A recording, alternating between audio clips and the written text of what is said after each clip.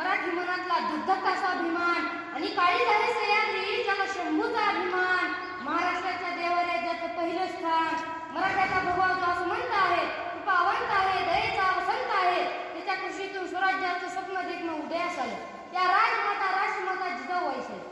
परमुखामध्ये राहून स्वराज्य निर्मितीचे स्वप्न पाहणारे स्वराज्य संकल्प शहाजी राजे भोसले ज्यांचा इतिहास ऐकला की डोळ्यातून पाणी आणि अंगावर शहाल्या आल्याशिवाय राहणार नाही असे ते छत्रपती शिवाजी महाराज आणि पित्याने निर्माण केलेल्या स्वराज्याचे फक्त रक्षणच नाही केले तर पित्याने निर्माण केलेले स्वराज्य 10 पटीने वाढवलं असे ते शंभूराज म्हणतात ना नियतीचे मालिक बना पण परिस्थितीचे गुलाम बनू नका म्हणूनच तर नाचकीर्तनाचे रंगी ज्ञानदीप लावू जोगी कीर्तनाच्या माध्यमातून समाज प्रबोधनाचे कार्य करणारे संत तुकोबारा शब्द हे शस्त्र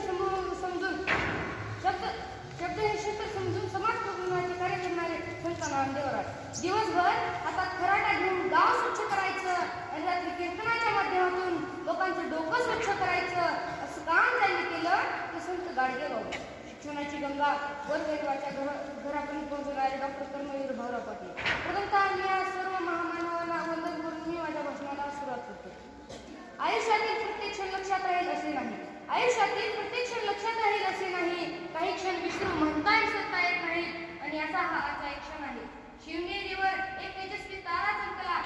तोफांचा गडगडाट झाला सगळे चौघडे वाजू लागले गडाच्या कड्या कपाळातून निघल्या अरे माझा राजा जन्मला माझा शिवबा जन्मला दंतनितांचा कैवार जन्मला माझा राजा जन्मला माझा शिवबा जन्मला इतिहास घडवणारे असे आम्ही जन्मले ना कुठे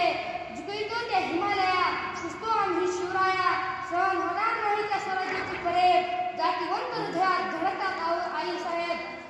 विसरलो नाही त्याला मावळ्यांचे बलिदान शंभूराच्या आठवणे डोळ्यात सुरूच डळतात जिथं पावले पडते आमची त्या इतिहासाच्या वाटा वाक्यात तर नाही पण मोडणारही नाही मराठा पण मराठा नेमकं म्हणायचं तरी कोणाला आपण एक विशिष्ट प्रकारची जात अपेक्षित करतो मराठा म्हणायचं तरी कोणाला मरेल पण शेवटपर्यंत मागे जो हटणार नाही तोच खरा मराठा मग तो कोणत्या जातीचा असो कोणत्या धर्माचा असो ताकद तर सगळ्याच्याच मनगटात होती हो पण स्वराज्य स्थापन करण्याची जिद्द फक्त आणि फक्त शिवरायांच्या रक्तात होती फक्त आणि फक्त शिवरायांच्या रक्तात होती त्या गुलामीच्या काळात एक क्रूर सौदामिनी कडाडली तिच्या पोटी शिवराय नामक झंझावात जन्मले व पुढे जाऊन हिंदवी स्वराज्य स्थापन केले म्हणूनच तर मला वाटते की आले किती गेले किती उडून गेला भरारा आले किती गेले किती उडून गेला भरारा संपला नाही आणि संपणारही नाही माझ्या शिवरायांचा दरारा माझा शिवरायांचा दरारा शिवराय घडले कारण संस्कार जिजाऊंचे होते 18 पगड जातीतील मावळ्यांना